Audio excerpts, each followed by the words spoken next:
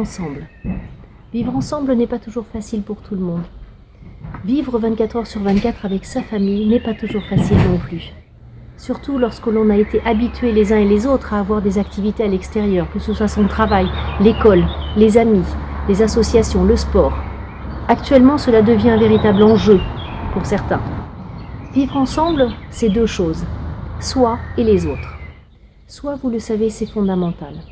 Ce printemps est l'opportunité de se voir autrement, de se penser autrement et d'en profiter pour faire des choses agréables, comme peindre, dessiner, jouer de la musique, écrire, etc.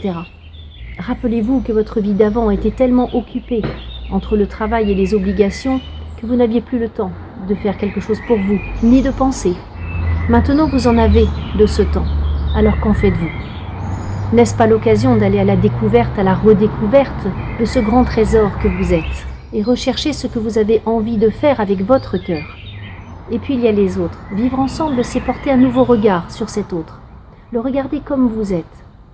Il est aussi légitime d'exister, de penser, d'avoir des envies, de faire ses choix. C'est donc avant tout du respect que je vous propose de vibrer pour votre entourage. Ensuite, c'est bien sûr d'être dans l'échange, le partage. Évitez de juger et soyez au contraire ouverts à cet autre, qui est lui aussi unique sur cette terre. Et là, comprenez qu'il y a des gens qui ont l'habitude de faire certaines choses qui ne sont plus pour leur plus grand bien. Souvent, ils jugent l'autre. Ce que tu fais est bien ou pas bien. Ils font beaucoup de suppositions aussi. Si je laisse l'assiette sur la table, il va comprendre et la ramasser. Ou bien elle est grincheuse, peut-être c'est parce que j'ai dit telle chose. Les films que vous générez dans votre tête ne sont que des suppositions. On arrive à de réels malentendus et à des situations qui se dégradent. Connaissez-vous les accords toltèques ? Ils nous viennent d'Amérique du Sud. Encore une fois, de nombreuses cultures autour de la Terre partagent la même vision des choses.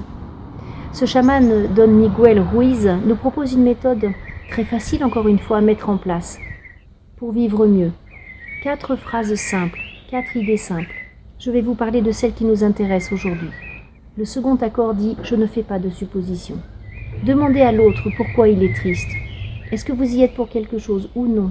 S'il vous dit oui, alors est-ce qu'on peut en parler ? S'il vous dit non, très bien, je serai prête quand tu voudras en parler. Si ce n'est pas de votre ressort, est-ce que je peux faire quelque chose pour toi ? Oui, non. Posez des questions. La parole est un outil précieux. Servez-vous-en pour apporter de la légèreté, de la liberté dans vos pensées et dans votre vie. Le troisième accord dit « Je ne prends rien à titre personnel ».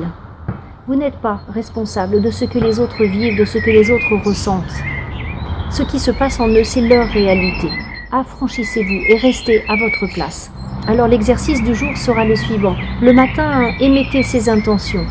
Je me respecte et respecte l'autre. Je ne fais pas de suppositions.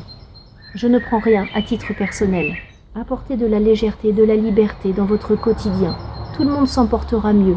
L'ambiance sera plus détendue et le temps plus agréable à vivre ensemble. À bientôt.